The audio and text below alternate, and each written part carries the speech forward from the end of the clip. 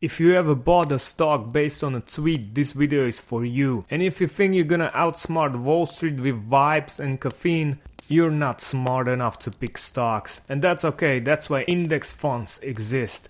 This is Tough Finance, the financial channel for people who hate financial channels. We skip the fake optimism and talk about real money, real mistakes and how not to die broke. So you wanna invest in stock market, you read a blog, watched half of a YouTube short, maybe download an investing app and typed how to get rich fast into ChatGPT. Let me stop you right there, because if you think you're gonna outsmart the market with memes, stock and raw ambition, I've got a news for you, sunshine. You're probably not smart enough to pick stocks. But hey, good news, you don't have to be. That's what index funds are for. Index funds, official sponsor of giving up. Okay, let's break it down without the Wall Street mumbo jumbo. An index fund is like buying the entire buffet instead of gambling on one sketchy looking shrimp cocktail. You're not picking the individual stocks, you're buying a pre-packaged, diversified bundle that mirrors a big chunk of market. A most popular example, an S&P 500 index fund. That's a tiny piece of 500 biggest companies in the US. You got Apple, Microsoft, Google, Amazon, Pepsi, McDonald's, even that one company that makes the cardboard for all of your Amazon boxes. It's all in there. You're not guessing who's going to win. You're just betting the market over time doesn't suck. Historically, it doesn't. The S&P 500 has averaged around 7 to 10% annual returns, even after recessions, crashes and everyone panic selling during the 2020 toilet paper wars. So instead of picking one horse and praying, you're betting on the whole damn racetrack. Think of it in these terms. You're not picking Yamil Jamal to have an amazing game, you're picking Barcelona to win. So if Yamal instead of generational talent drops a generational stinker, you don't care because Lewandowski and Rafinha stepped up and Barcelona in the end won. Still with me?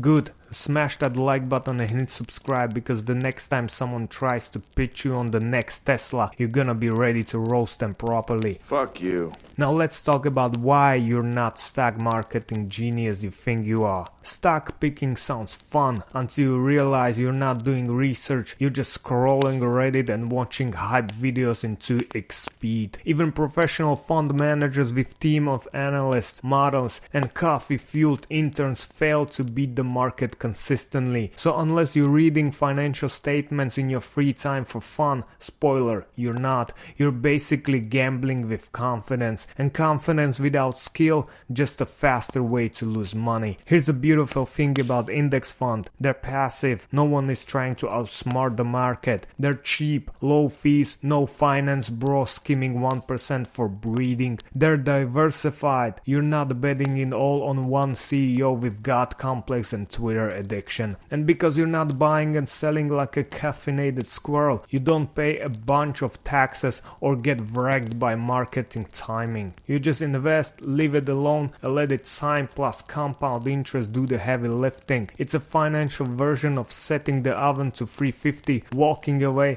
and still ending up with something edible. Index funds are for people who want a result, not stress. People who realize boring is a financial superpower. People who rather spend time with their families than reading SEC filings. If you're not trying to become the next Wolf of Wall Street, but you like to retire with money and dignity, this is your move. So no, you're not smart enough to pick stocks, but now you're smart enough to stop trying. Index funds won't make you rich overnight, but they will make you richer than 90% of people chasing hype, panic selling every dip and googling how to invest in AI. If you learned something today or just feel slightly roasted in a helpful way, hit that subscribe button. This is Tough Finance, and next time we're diving into crypto isn't dead, but your portfolio might be. See you in the wasteland.